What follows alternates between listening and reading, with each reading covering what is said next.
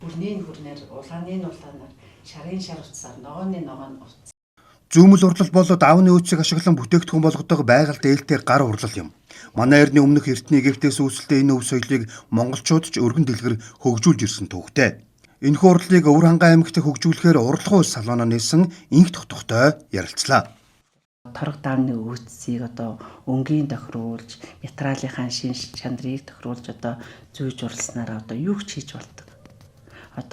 Надад би инхрийн хүүхдийн дээл гэж 108 зүйлтэй инхрийн хүүхдийн дээл хийчихсэн. Орны бүтээлэг, буудлынгийн бүтээлэг, тэгэл дэрний увт гэж зэмлэр юу ч хийж болдог. Тийм өвтчилсэн жоох ажиллагаа ихтэй тийм шингэлээр уйггүй ажил тэгсээр бас их гоё дахин давтагдчихгүй юм. Тийм гоё бүтээл гардаг. Тэрбээр өнгөрсөн жил өндөр гэгэний 390 лог тохиолдуулан түүний цохиосон соён бүсгийг зүүмэл уралдаар урласан нь хэрэглэгчдэд эрэлттэй байсан байна. Соён бүсгийг торгоны дээд үнэтэй болгоныг чилж Замбуу твийн бүх улс орныг бэлэгдэн өнгийн торгоор зүүж урласан байна.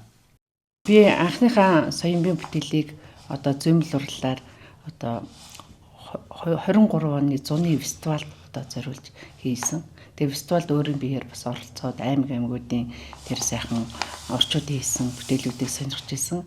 Тэгээ манайх нөгөө соёлын газар 8 хатаг хэрэг хой танд соёмбоо үлгсэн. Тэгэл манай аймгийн гэрээр орж ирсэн улсууд айр гуугаал идэ цагаан амсаал. Тэгэл тэр биестэй өөр хангах нутгийнхаа гэрээр орж байгаа гэл тэр соёмбны хоёр тал зогсоол улсад 6 ахгүй л байсан. Тэгэхээр бас нутаг амьтай илэг нэгтэй соён манай хурангайчууд өндөр соёмбоо маш их дээдлж хөндлөж байдгийг тэндээс маш харагдаж ирсэн. Зүүмэл урлалаар инхрийн хүүхдийн дээл ор бодингийн бүтээлэг дэрний удаа судрын баримтаг гэд олон эд зүйлийг урласан. Зүүж урлсан зүйл гэр оронд өнгө нэмж гоё чимэн харагдуулдаг гэж байлаа. Мөн зүүмэл урлалыг сонирхсон өөрийн гараар хийхийг хүссэн хэн бүхэнд урлагуу салон нээлттэй юм байна.